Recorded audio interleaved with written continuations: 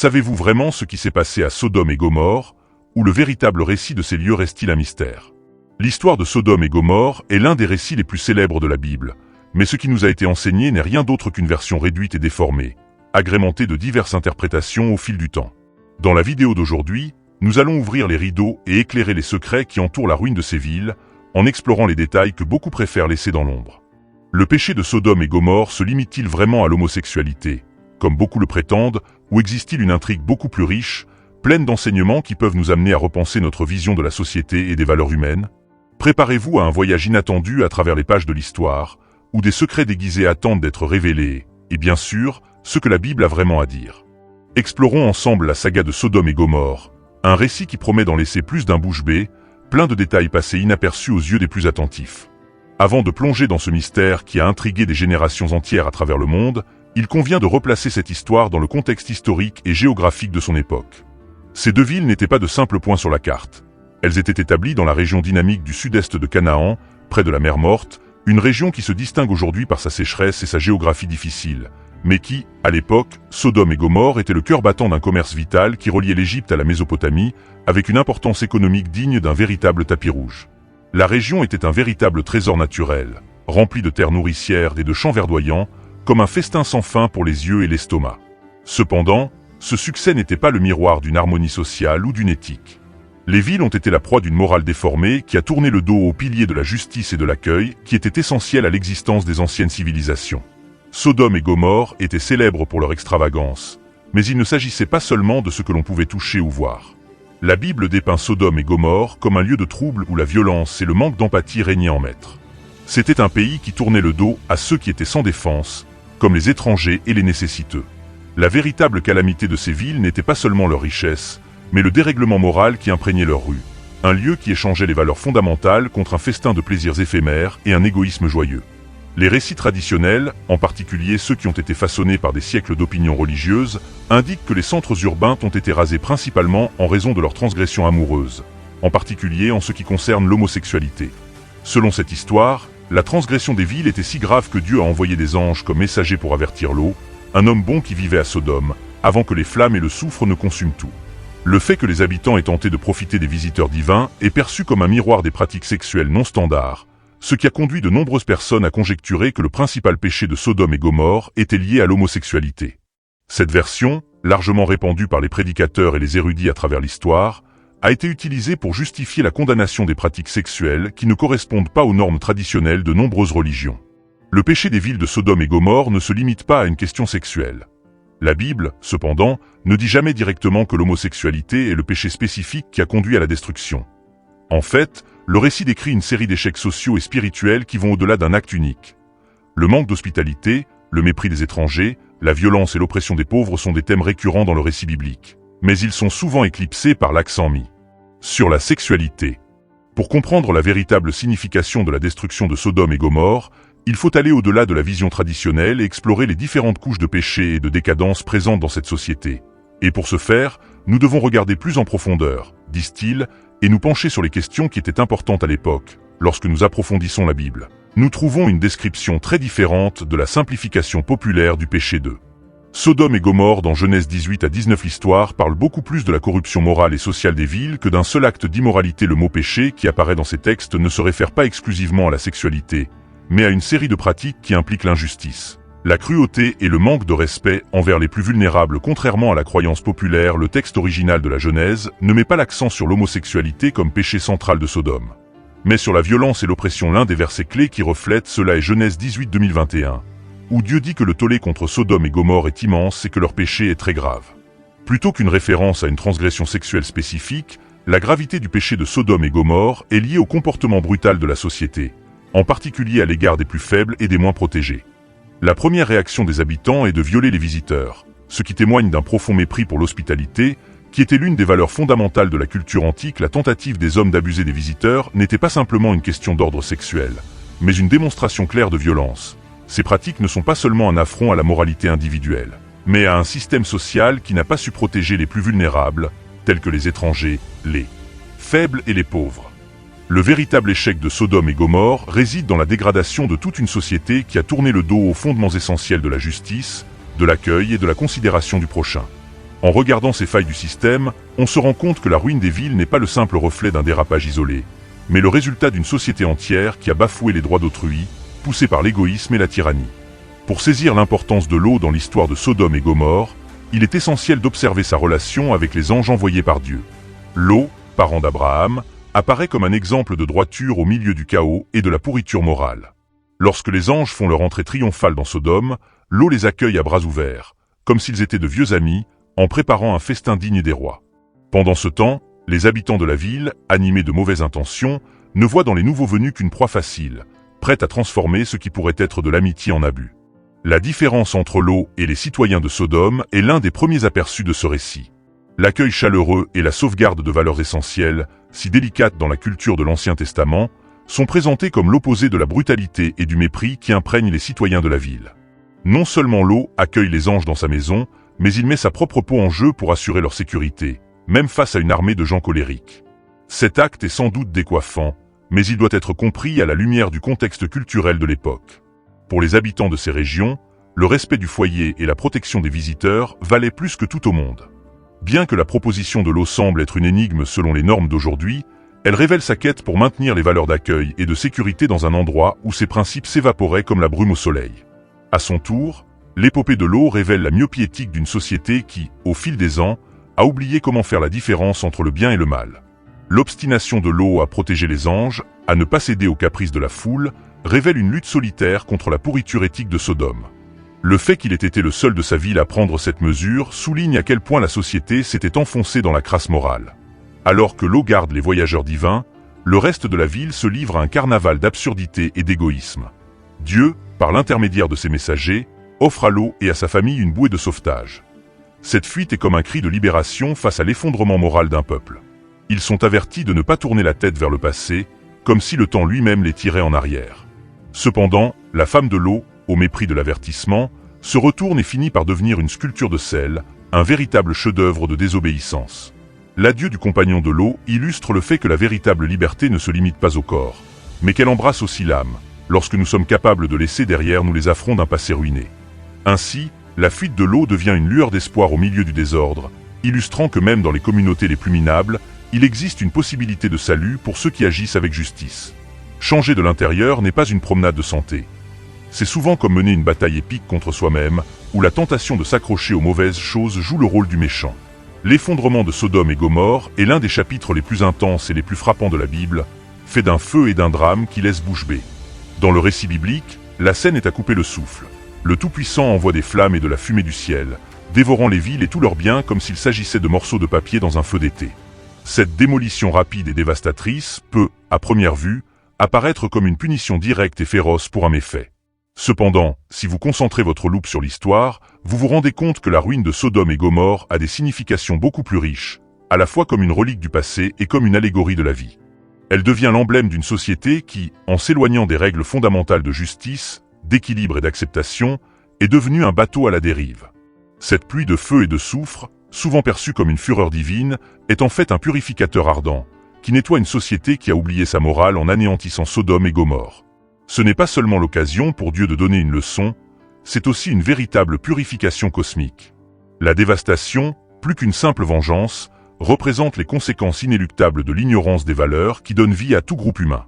Il est essentiel de réfléchir au fait que raser des villes peut être compris comme un symbole de l'effondrement de l'éthique collective, lorsqu'une communauté atteint le point où la tyrannie et la brutalité font partie de la routine. L'image du feu et du soufre indique que les fondations d'une société en décomposition ne peuvent résister à un nettoyage intense. Lorsque Dieu envoie le feu, il n'attire pas seulement l'attention sur lui, mais il agit également en tant que juge, séparant les bons des méchants, un thème qui se retrouve dans plusieurs récits de la Bible.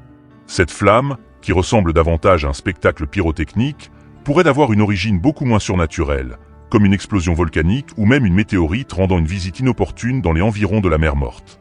Bien que ce point de vue scientifique n'efface pas l'essence spirituelle de l'événement, il met en lumière la façon dont la ruine de Sodome et Gomorrhe peut être considérée comme une pièce d'un puzzle naturel dévastateur, où l'éthique et le monde naturel dansent main dans la main. Dans une perspective plus large, le récit de Sodome et Gomorrhe constitue un avertissement sur le prix à payer lorsqu'une société oublie les fondements de la justice et de l'unité entre ses membres. L'anéantissement est plus qu'un dommage apparent. C'est une blessure à l'âme qui symbolise l'effondrement d'une culture qui a oublié ses principes éthiques et moraux. Lorsque l'humanité cède à la corruption, l'effondrement menace, et la seule façon d'échapper à cette issue catastrophique est de faire revivre les valeurs qui sous-tendent la coexistence pacifique entre les hommes. Le récit de Sodome et Gomorrhe va au-delà d'une simple fable de punition et de dévastation. Il a un poids significatif qui résonne aujourd'hui, nous enseignant l'éthique, l'équité sociale et la valeur de l'accueil de nos voisins avec gentillesse et compassion, même après l'effondrement des villes. Le nom de ces lieux est devenu une icône forte du péché et de la dépravation, évoqué dans diverses cultures et croyances comme un avertissement sur la façon dont l'indulgence et le manque de morale peuvent ruiner une communauté. Cependant, en plus d'être un signe des erreurs particulières de certains lieux, ce qui restait de Sodome et Gomorrhe nous fait réfléchir à l'avenir de toute société qui abandonne les fondements de la moralité et de la justice. Après que tout ait été réduit en cendres, les souvenirs de Sodome et Gomorrhe ont été marqués par un manque total d'éthique et de solidarité. La légende a traversé les âges, sculptant le regard des hommes sur la société et l'idée de transgression. Cependant, au fil des années, différents penseurs ont commencé à voir que la ruine des villes n'était pas seulement une punition pour les transgressions sexuelles, mais un miroir qui reflétait l'effondrement d'une communauté dans la défense des plus faibles. L'indifférence à l'égard des étrangers et des nécessiteux était une erreur fatale qui avait causé leur chute. Ainsi, le péché de Sodome et Gomorrhe ne se limite pas à la sexualité. Il touche à des questions de justice sociale, d'oppression et de non-respect des droits humains fondamentaux, présentes dans diverses traditions religieuses, en particulier dans le judaïsme et le christianisme. Le témoignage laissé par Sodome et Gomorrhe nous incite à réfléchir sur notre propension à avaler l'injustice, l'inégalité et le mal, et à laisser les problèmes sociaux tourner en rond comme du pop-corn. La scène dans laquelle l'eau s'efforce de blinder les anges face à la pourriture de sa ville peut être considérée comme un exemple de résistance, comme un super-héros moral dans un monde de méchants.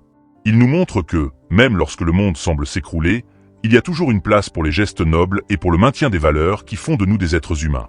La présence de l'eau, seule personne honnête de l'histoire, accompagnée de sa famille, nous rappelle que même au milieu du chaos d'une société en ruine, il y a toujours une place pour les gestes nobles et pour le maintien des valeurs qui font de nous des êtres humains. Ainsi, l'héritage de Sodome et Gomorrhe n'est pas seulement le signe des méfaits d'une ville déjà disparue, mais aussi un appel à l'introspection sur la manière dont nos croyances et nos actions peuvent façonner l'avenir de la communauté. Si une société semblable à Sodome ignore la justice, la compassion et les droits d'autrui, elle sera condamnée, tout comme ces anciennes cités relatées dans la Bible, à un destin d'autodestruction. La précieuse leçon que nous pouvons tirer de ce récit est qu'il est urgent de protéger ce qui est bon pour tous, de s'occuper des marginaux et de veiller à ce que notre communauté ne cède pas à l'individualisme et au manque de compassion, comme ce fut le cas dans les villes bibliques de Sodome et Gomorrhe. La saga de Sodome et Gomorrhe n'est pas seulement une chronique de ruines, mais une riche leçon sur les failles d'une communauté qui a oublié ses fondements essentiels. Elle aborde des thèmes tels que la justice, l'éthique, l'acceptation et la nécessité de s'occuper des marginaux. La ruine des villes, avec toute sa théâtralité de flammes et de fumée, est en fait un portrait de l'effondrement qui se produit lorsque les piliers d'une société sont perdus à cause d'ambitions mesquines et dévastatrices. Cela nous montre qu'il ne s'agit pas seulement de pointer du doigt un péché spécifique, mais de réfléchir à l'ensemble des faiblesses sociales et spirituelles qui nous entourent. Les habitants de ces lieux ne se sont pas effondrés à cause d'un simple dérapage, mais à cause d'un manque de zèle à cultiver la justice, l'empathie et l'unité. Le manque d'accueil, les attaques contre les étrangers et les nécessiteux, l'exploitation des moins favorisés et la brutalité à l'égard des plus vulnérables ont dressé un tableau sombre. Voici les erreurs qui, selon l'histoire racontée dans la Bible, ont dévasté ces villes. Ce scénario nous fait sortir du cadre, nous incite à voir au-delà des apparences et à plonger dans la signification plus riche de ce récit. Quelles leçons arrosons-nous dans notre jardin de valeurs? En tant que collectivité, ouvrons-nous nos cœurs et rendons-nous justice à ceux qui sont vraiment au plus mal. Le récit de Sodome et Gomorrhe nous fait réfléchir à l'essence de notre propre humanité. Dans un contexte où les inégalités sociales se répandent comme de la mauvaise herbe et où les droits des plus faibles sont souvent mis de côté, ne sommes-nous pas en train de flirter avec un destin similaire à celui des anciennes cités en ruine? Le rapport apporte une bouffée d'optimisme, car Lot et sa famille ont réussi à s'extirper du chaos dévastateur. Il ouvre également la voie au rétablissement et au renouveau. Le récit ne tourne pas seulement autour de la chute d'une société en disgrâce, mais aussi autour de la possibilité de transformation, à condition que la foi et le combat pour l'équité restent inébranlables.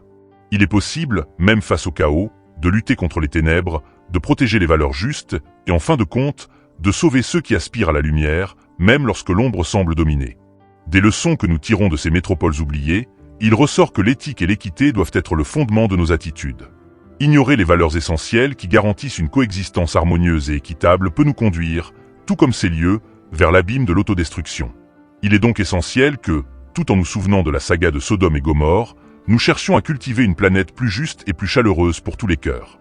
Alors que nous arrivons au terme de cette aventure sur les terres de Sodome et Gomorrhe, nous sommes amenés à réfléchir à des dilemmes profonds qui ne se limitent pas au passé, mais qui résonnent dans notre présent. La ruine de ces deux lieux, qui semble être une punition du ciel, se révèle être un miroir des faiblesses humaines, une communauté qui a tourné le dos à l'équité, à la bonté et à l'accueil chaleureux. La fantaisie de Sodome et Gomorrhe n'est pas seulement un doigt pointé sur des comportements isolés, mais sert de signal d'alarme pour une société qui a tourné le dos au droit et aux besoins des plus démunis. En parcourant ce récit, il est temps d'évaluer la manière dont nous traitons nos voisins, en particulier ceux qui sont à la merci de notre solidarité. La morale que nous pouvons tirer de Sodome et Gomorrhe est claire. Une société qui tourne le dos à la justice, qui met de côté l'empathie et qui accepte l'oppression et la violence comme faisant partie de la vie quotidienne est sur la voie de la ruine.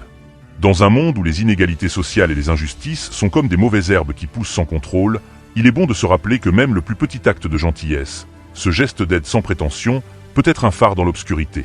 Il ne faut pas s'attendre à ce que le changement vienne de nulle part. Il faut mettre la main à la pâte. Il est essentiel que chacun d'entre nous soit un exemple de vertu et de justice, et qu'il en fasse son quotidien. La saga de Lot et de sa famille nous enseigne également une leçon. Même dans la tempête la plus féroce, la rédemption est possible. La fuite de l'eau des villes en ruine est un symbole de la façon dont nous pouvons nous éloigner des griffes de la corruption et chercher une voie plus droite et plus éthique, quel que soit le désordre du paysage qui nous entoure. La transformation commence à l'intérieur de chacun d'entre nous, dans la manière dont nous nous comportons avec nos voisins et dans les principes que nous décidons de nourrir dans notre vie quotidienne. La grande sagesse de la vie consiste à distribuer les noix de coco de la justice, à embrasser ceux qui sont dans le besoin et à entretenir la flamme de la compassion, même lorsque le monde qui nous entoure se transforme en un véritable puzzle de chaos. L'histoire de Sodome et Gomorrhe est avant tout une invitation pour chacun d'entre nous à jouer un rôle actif dans la création d'un monde meilleur et plus juste. Appliquez les leçons de Sodome et Gomorrhe à votre vie pour éviter que le même sort ne frappe les sociétés que nous formons. Réfléchissons ensemble à ces questions et, surtout, agissons pour que les valeurs de justice, d'hospitalité et de solidarité prévalent dans notre monde. Avant de conclure, j'aimerais vous lancer une invitation spéciale.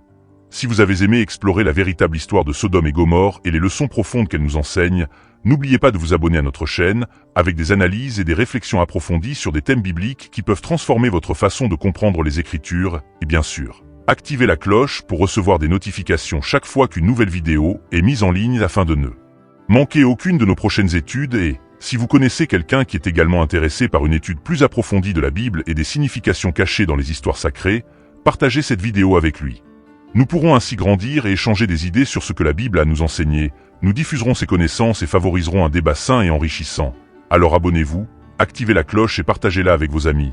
Nous continuerons ensemble à approfondir notre compréhension de la parole de Dieu et de sa pertinence pour le monde d'aujourd'hui. Rendez-vous dans la prochaine vidéo et d'ici là, que les leçons de Sodome et Gomorrhe nous inspirent à être plus justes, plus accueillants et plus conscients de nos choix.